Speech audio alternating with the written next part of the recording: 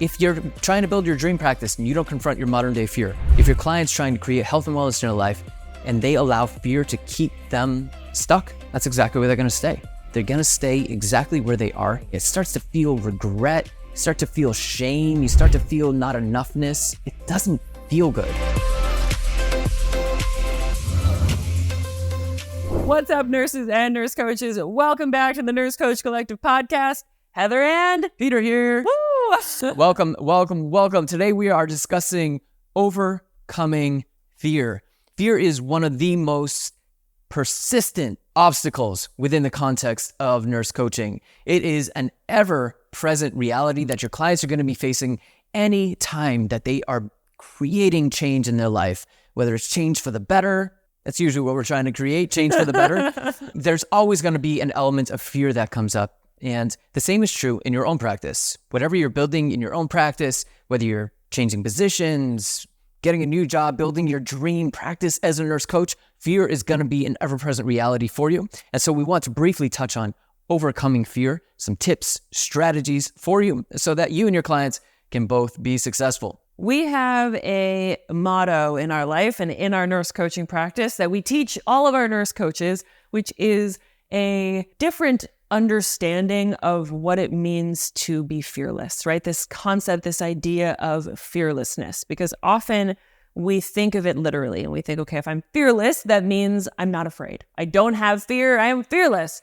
But in reality, true fearlessness doesn't mean being without fear. It means experiencing fear, being aware that you are afraid of something, but being willing to get out there and do it anyways. Yes. And this goes by other terms, right? There's fearlessness. It took me a long time to understand that word because I was misunderstanding it because I didn't understand exactly what you just said, that like you can still have the experience of fear, but move beyond it. And I think how we can move beyond it is through cultivating courage, through cultivating confidence, and by like taking action consistently until we understand what we're capable of. So yeah, I love that as just like a general rule of thumb that we use inside of nurse coaching in our sessions and something that we teach as well. What's the consequence of fear in 99% of situations?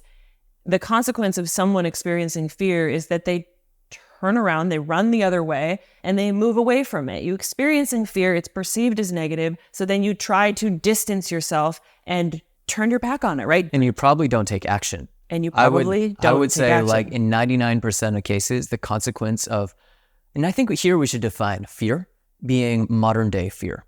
So modern day fear being far different from like a life or death situation. Yeah, we're not talking about being chased by a lion like Classic, back in the I day. was trying to avoid saying that, but yeah, modern day fear kind of being like the typical fear archetypes. So when we consider like what most people are afraid of in the modern day, it could be afraid of what other people think, afraid of failure, Afraid of success, afraid of success, afraid of change, afraid that you don't have what it takes, afraid that you're not good enough. afraid that you're not good enough, afraid that you do have what it takes, right? So there's all of these different fears that are going to be swirling around for you as you're building your dream practice and for your clients as they're cultivating health and wellness in their life and change. And so those are like the modern day fears that we are talking about here. So when we're talking about being fearless, overcoming your fear, what we're talking about is overcoming those modern day fears. Yes.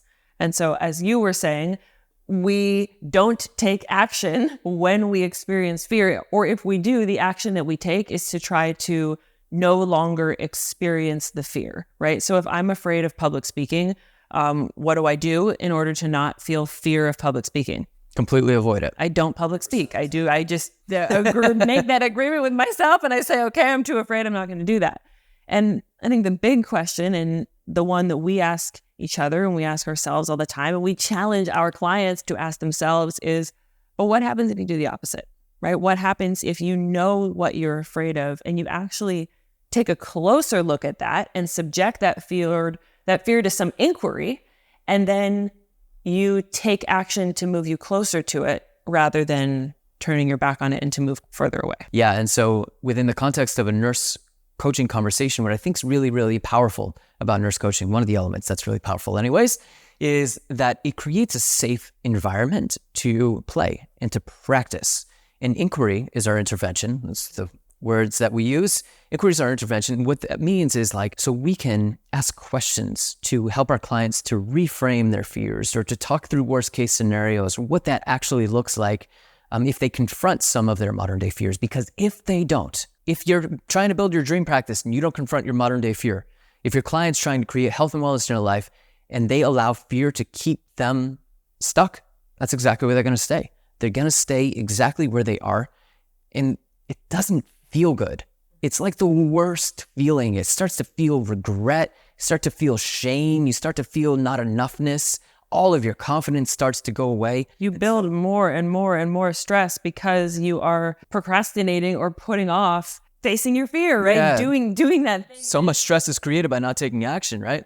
And so when we're asking questions, what are we doing inside of nurse coaching conversations? Like, what do you think is the purpose of asking questions? And subjecting the fear to inquiry, you mean? Yeah. Well, I think ultimately, much of what we do as nurse coaches is help our clients to see things from a new perspective or to reframe the way that they are currently viewing something. And so a really cool, I think, and a really powerful theme that emerges is that when you take a fear that is most present for you or most present for your client, and you invite them to subject that through inquiry, to look at it through different lenses, through different angles, let's get some different perspectives on it.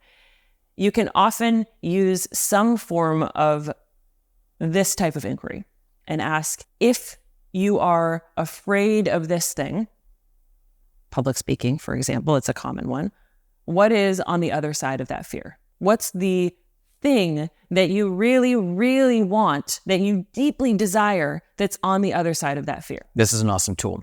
Reframing fear as a desire. If I'm afraid of talking in front of other people, what do I want more of? Well, perhaps it's a desire to be heard.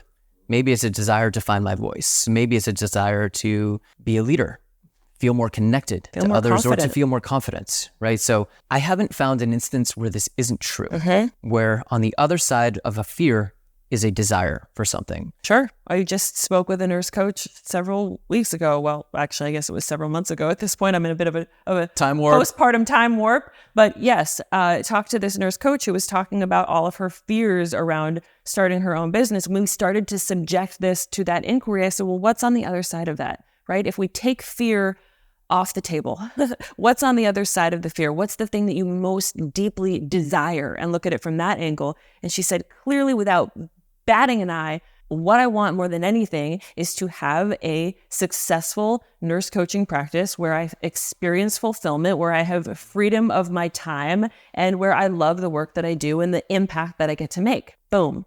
Once she was able to put it into that language, we could then dismantle coming from a fearful place and work from a place of desire. So important to note here, once again, we talked about this on the previous episode around deficiency motivation. Yeah, exactly. What we are essentially doing in this scenario, and in almost all scenarios around fear, right? Fear will hold your client in inaction, in inaction, within the world of not taking action. And so when we subject it to inquiry and when we start creating a desire that's stronger than that fear, when we create a vision of the future that's way more compelling than any modern day fear, we're going to start driving towards that no matter what. And within the context of a nurse coaching conversation itself, we get to practice. Like our client gets to practice, they get to start taking micro risks. And what they're doing is building confidence. And every time that they confront their fear, even if it's a little bit, we're building confidence, building a little bit more confidence and more confidence until that level of courage, confidence, and fearlessness start to build to the point where, like, I mean, we were talking about this before the episode, where I was like, I just don't experience fear around fear in the same way that I used to. Yeah, it's still there. The critics still there. My fears, like the modern day fears that are most present for me, just don't hit me in the same way that they used to, because I have done so much work and have taken so much action and built so much confidence around all of them. What were some of my old ones? Like people pleasing, right? I was just going to ask you, and I wasn't sure if you wanted me to put you in the spotlight. Like, afraid of what people think about me. Like, it's still there for me. But like, for instance, the public speaking one, that was never really a thing for me. Well, it was for me. But mainly because like I played a lot of music and I played out in front of people. So I wasn't like I was already used to that one. I got one for you just the other day. We were out for the first time at a restaurant in public with our newborn. Oh yeah. Here we go with the crying and the screaming, and we're looking around, and who's noticing, and are we okay? Are we doing? I guess my people good? pleaser did come back out. Well, it came out, but you noticed it as soon as it came out, and you actually said out loud, "This is going to be one of my really large points of growth, not just as a parent, but like as Peter, as a person. This is going to be one of my large growth points, is continually confronting this fear of when I get in my mind, I'm afraid of what people think, is to be like, okay, well, either I can get back in the car and go home where it's safe and nobody can hear the baby crying, or I take a deep breath and I confront it and I practice it and I walk towards it and I take full ownership of that." Yeah, and I just do the best I can in that moment. And so I think what I was saying there is, maybe that fear for me hasn't completely gone away, but in certain aspects of my life, it surely has in areas where I have practiced like crazy. Like when it comes to nurse coaching, when it comes to the Nurse Coach Collective, putting myself out there, I'm not really afraid anymore, because like I've just built this deep level of confidence to be able to say like, screw it. Like I literally know the worst that's going to happen. And the worst that's going to happen is somebody's going to comment on something and say like, oh, like Peter's hair is too distractingly long or something. And I'll be like, what's going on in your life? That's the thing that you're worried about in this moment in time. But I guess in the context of being a new parent, yes, that's a field in which I have little experience. And so like my confidence isn't built to just be like, all right, like if you're mad at my beautiful screaming newborn who just is hungry in this moment in time and like, how to feed yourself and emotionally regulate through the hangriness, then good on you, older human and more mature human. But maybe I don't have to worrying about you. You can take care of yourself. I'm walking myself through this right now. Do it. I love it. I love it. Then I'll go back and play you this clip from this episode every time we get into that situation. Yeah, well, what I take away from that and what I want to then like translate over for our audience and our viewers is that for our nurses, for our nurse coaches, this is a great reminder that yes, we are saying that as humans, there will always be fear, right? We will always experience fear about something because it's a normal, natural, ever-present human emotion. And there is hope, right? There is hope that the more we walk towards the thing that we're afraid of, the more we subject it to inquiry and find out what is the desire on the other side of that fear, the more we practice, the more we lean into our edge, the more we gain that confidence. If I rewind 5 years, 6 years, I was terrified a lot, going into a session with a new client or with a client who I've had 20 sessions with. Man, my heart would just be pounding. I would just be I don't know if it was fear, anxiety, worry, uncertainty, doubt, I'm just going to put it all into the guise of fear for the ease of this conversation. But there was a lot of that coming up. But as I practiced, as I coached my butt off, it got easier. It got a lot easier. And the same was true in putting myself out there in building the private practice, in building the Nurse Coach Collective. It was freaking hard. You and I had our own versions of this and growing through it, but there was many, many moments where we had to carry each other through it. And I think that was, again, one of the benefits of partnership. But yeah, pick each other up literally off the floor, pull each other literally out of the closet and keep moving forward. Crushing. Like the weight of fear, I can speak from personal experience. The weight of fear can literally be so crushing, it can drop me to my knees. I can drop me to my knees and I can do nothing but get in child's pose and take some breaths and sniff the carpet, Be like, oh, this carpet smells like that today. That's crazy and not really what I want to be doing. But then over time, then I just drop to my knees, or then I don't drop to my knees at all. And then I just feel it. And then it's just like, it just rushes right past me and I'm able to move through it. And so, in nurse coaching, I will say this a million times, but the benefit of being nurse coaches is that we get to experience this in our own life. And so just know that like, whatever you're trying to build in your own practice, whatever you're helping your clients to build in their health, their life, and their relationships, fear is going to be an ever-present reality. And so first, help them reframe the fear as desire. So you're afraid of this. What's the desire that's on the other side of that fear? And how do we make that desire stronger than any fear or any obstacle that's going to get in your way? Second, create a compelling vision of the future that's stronger than any fear that can get in the way. Like when I was on my knees, I had this vision of what was possible for me as a nurse coach, for us together as the Nurse Coach Collective, and for what we could build. And that vision would lift me up. I was like, man, I'm going to drive towards that. Like, this sucks right now and I'm afraid and it's scary, but I'm going to drive towards that as well. So like, help yourself and help your clients to create that compelling vision of the future, because when you have that, like, and it's so strong, it's going to overcome your fear. It's just a matter of time, and it's a matter of getting out there.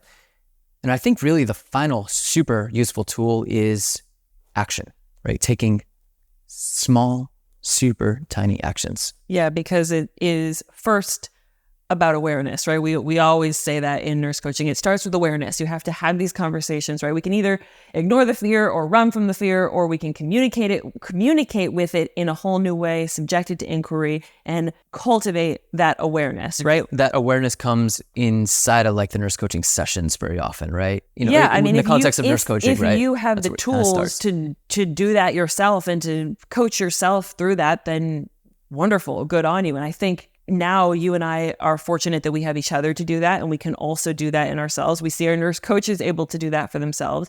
But yeah, that's a huge part of why nurse coaching is so powerful, because we get to do that dismantling of the fear and subjecting it through inquiry inside of those nurse coaching conversations, whether it's, 10 minutes in one session or 5 sessions in a row. That's all we're doing is the dismantling, but that's where it starts.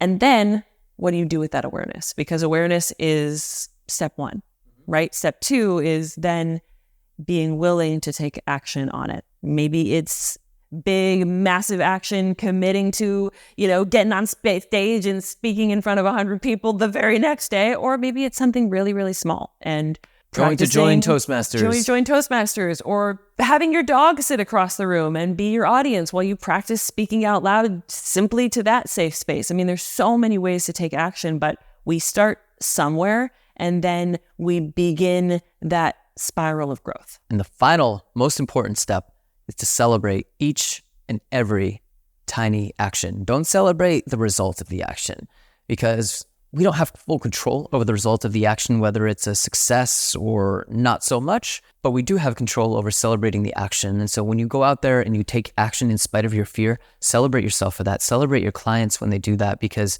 ultimately that's the thing that's going to be able to cultivate confidence to allow you and your clients to continue to move beyond the fear and to overcome those modern day fears that can hold us stuck. I love that. Well, what I am celebrating, the action I am celebrating right now, and I think it's now come up on the last 3 podcast episodes because we are super excited about this and keep talking about it. But as you said, if we had let fear run our lives, especially true for me, I wouldn't be a nurse coach. If I had let fear do what it wanted to do, the Nurse Coach Collective, at least with me being a part of it, would not exist if I had let fear do that. And certainly, leading a conference of hundreds and hundreds of nurse coaches would not exist. That is something that I still admit that I still fear around, not only because, yes, it's really stepping into being a leader, but also committing to book a conference for hundreds of nurse coaches from all across the country is dropping a massive check, which I'm still working through my own money stories and fear around. And yet, when I connect to my desire, and when you help me ask the questions to connect to my desire on that other side of the fear, it's like, okay, I can be afraid of launching the biggest nurse coaching conference that there has ever been and the coolest and the most epic. And then I could not do it. I could stay stuck. I could stay small, or I can lean into what is the desire. And the desire is to have so much fun and to serve our community so powerfully and to just like see what is possible for myself, for you, for the Nurse Coach Collective, for every single nurse coach in this community, what is possible when we bring everyone together. And that action of like signing that check, sending it off in the mail, posting that website public and live to begin selling tickets to the conference, I'm celebrating that hugely. That was a small action that is going to snowball to be like 100 big actions and a whole lot of cool stuff to come. And what was also really cool about that when we were having like the conversations around that is like creating that desire and creating that like compelling vision of the future is also you have a lot of confidence around it because you've done it a lot. Like you and I have hosted so many events. And what do we know is like, yes, it's work, but damn, it's so much fun. Like once you do all the prep and then you get there, you can just relax, get into the vibe, enjoy the situation, enjoy being there in community and collective and leadership and all of the things. That's building confidence. That's the confidence side that comes through action and through doing it. And you've done that many, many times. Fear is awesome. Fear is actually super awesome. We talk about how, I'm afraid of this thing. It doesn't feel good. I don't want to feel this way. And I'm right there with you, right? When you're in the moment, you're experiencing fear. We label it as a negative emotion for a reason because it's not fun to feel. But fear is like our compass when we know how to talk to it, when we know how to communicate with it. Fear is the thing that lets us connect with what our desire is. It tells us which direction we can go to continually be growing, right? Because using the conference as an example, I was scared out of my mind when we did the first conference last year. And then I built my confidence, and then I could have done that same thing again and not had a single ounce of fear because I did it, because I proved it. I had a great time and I built confidence. So why am I now experiencing fear again? Because I'm not doing the same thing. I'm doing something bigger. I'm growing. I'm doing a totally different version of the event. Fear allows us to always have direction, something to move towards, and to know in our hearts, if I'm moving towards the very thing that I'm afraid of, then my growth isn't a maybe. My growth is guaranteed. Previous episode, we talked about gratitude. And so I think if we were to take this concept of fear being a compass, fear being a guide towards what it is that we most want in our life and how we can grow most, I think if we were to go really, really big on it, we could also remember that we can thank our fear. We can experience gratitude for our fear because of all that you said, that it does point us in the direction where we can grow the most, where we can create what we most desire in our lives. And it is that really bright North Star and that compass. And so y'all, if you are a nurse on the fence about becoming a nurse coach, if you're experiencing fear, uncertainty, any type of doubt, y'all hop on the phone with us, with our team, because we can do exactly what you did last month, which is to help you to see what's beyond your fear. What's that desire that's bigger than your fear? What do you want more of in your nurse coaching practice that is stronger than any fear that you have about the process of becoming a nurse coach? And nurse coaches, as you think about where you want nurse coaching to take you in that dream life and dream practice that you're creating, if fears are coming up for you, then congratulations. That is a normal and natural unfolding of the process. And have these same conversations that you would have with your clients, have them with yourself. Find a nurse coach, peer, or colleague who's going to be willing to have these conversations with you so that growth is always going to be on the horizon for you. Yes. And if you want to 10x your practice and completely overcome your fears, sign up for the Nurse Coach Conference 2024. That's going to be a truly epic event. Like, I have a feeling that nobody's going to leave there the same person. We're going to leave there like big, huge, super strong, confident beings just from being in that space together and like really pushing our edge. And then we'll all have new baselines, have to discover new fears so that we can continue to grow and get ready for the next conference, the next client, the next level of our practice. Damn your continued self-evolution. Awesome, y'all. Thanks for joining in with us here today on our conversation on overcoming fear, and we will see you in the next episode.